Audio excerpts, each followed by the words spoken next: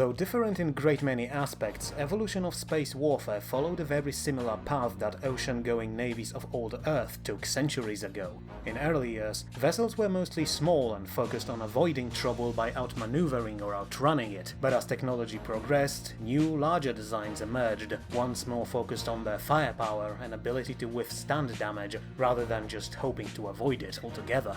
But as warships became larger and larger, they still remained single entities, until, just like on Earth's surface, one day it became possible to create vessels that would house many smaller craft, once far more agile and flexible than massive, kilometer-long capital ships. In the Commonwealth, it led to creation of first Faust-Class light carrier, a vessel that, while initially no more than an experiment, soon became one of the most important warships in humanity's navy, earning its current position as a necessary addition to any strike force. Unlike first carriers of old, which were often just repurposed cargo ships, Faust was designed specifically for its role. At the length of 1.2 kilometers, it is one of the mid-sized Commonwealth vessels, but despite its cruiser-like size, its combat capabilities on their own are nothing special.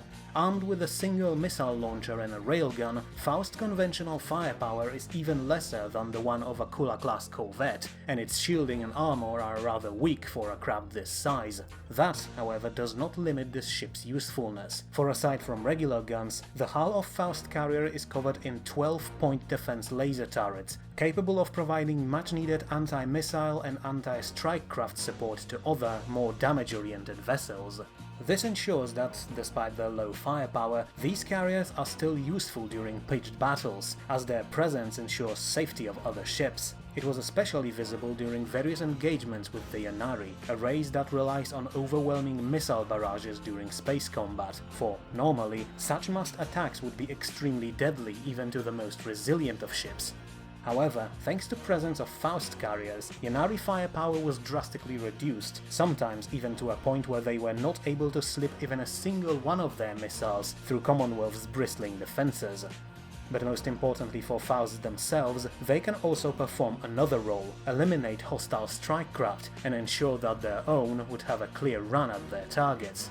For although Faust may not be powerful on its own, its squadrons certainly are, and while working closely together with their motherships, said strikecraft can become a deadly menace that almost no enemy can deal with.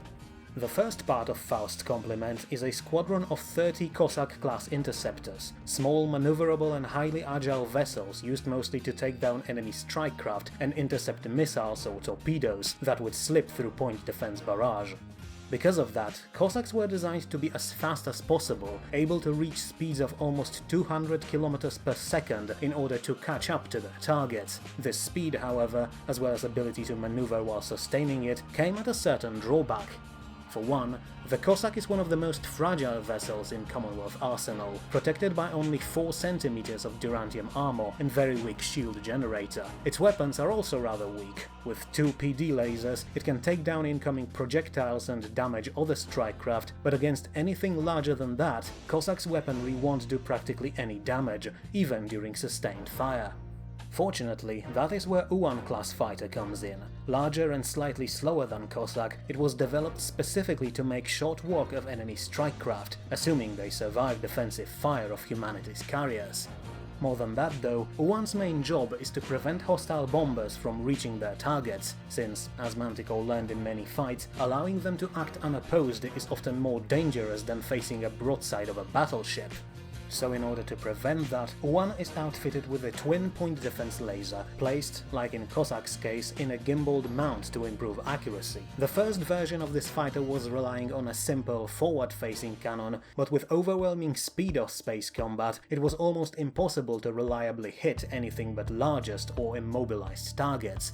Today though, after upgrades, the Yuan is one of the best air superiority fighters in the galaxy, able to clear the way for its slower comrades in Mamluk bombers, which, as of today, form the core of Commonwealth strikecraft squadrons. Relatively slow, ponderous and unable to perform complex maneuvers of their more agile counterparts, Mamluks nonetheless provide invaluable support during all interstellar engagements. However, one important thing that needs to be mentioned is a certain confusion about their name. Though technically classified as bombers, only the very first iteration of this strike craft used conventional explosives, and said variant was scrapped during tests.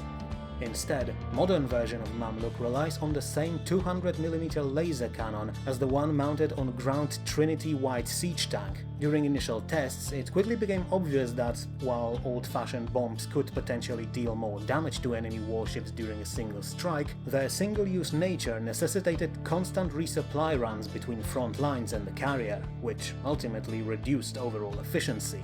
Siege laser, however, could be used without such constraints, though the need for large reactor meant that Mamluks are much slower and larger than other strike craft, which makes them far easier target for enemy point defenses and interceptors. Another issue was the fact that, due to its size, siege laser cannot be mounted in on a gimbal and could only be fired forward. However, it was resolved in a very simple manner. Instead of trying to develop some moving weapon mount, the bomber was simply outfitted with additional side thrusters that enable it to perform strafing runs across the length of entire enemy formations, while always keeping their beam pointed at the enemy. Additionally, because bombers can get very close to their targets, they can often completely bypass shields and attack their foes directly, without the need to overload their defenses first. Which, in the end, means that Mamluks can become extremely dangerous enemies if left unchecked, and 2 squadrons located on each carrier have enough firepower to carve a cruiser to pieces in matter of minutes.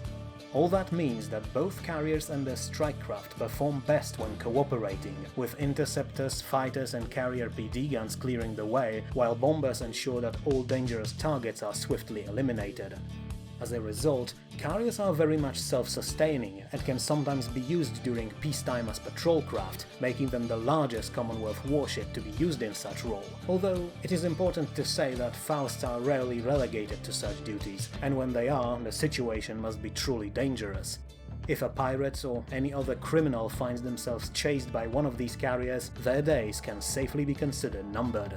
Also, aside from providing support in space battles, carriers can often be seen supporting ground troops, mostly by establishing air superiority over contested planets. And although their strike craft can't really perform atmospheric flights too well, and mostly stay on extremely high altitudes, the help they provide to ground troops cannot be understated.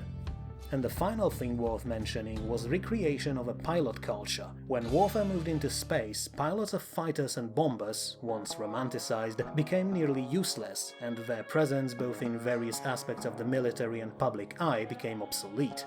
Once first Fausts were deployed, however, the dream of dashing pilots performing death-defying stunts in the middle of a heated combat once more became vivid, and as more carriers were rolled out, more and more people began flocking to Commonwealth Pilot Academy above Redamon Prime, and now relocated to Rhea, where they quickly developed their own specific high-octane culture that had drawn in recruits from all across the nation, including Admiral Ibrahim's own daughter, a fact that Ice Queen is, to this day, not pleased with. In her own words, hot-blooded, impulsive veterans of CPA may possess manual skills needed in a fight, but they lack reliability to perform more complex operations. Still, despite these words, or perhaps because of them, ever since Commonwealth's Navy started using pilots in their recruiting campaigns, lines of potential ensigns grew at least twice, so it seems that both strike craft and carriers are here to stay.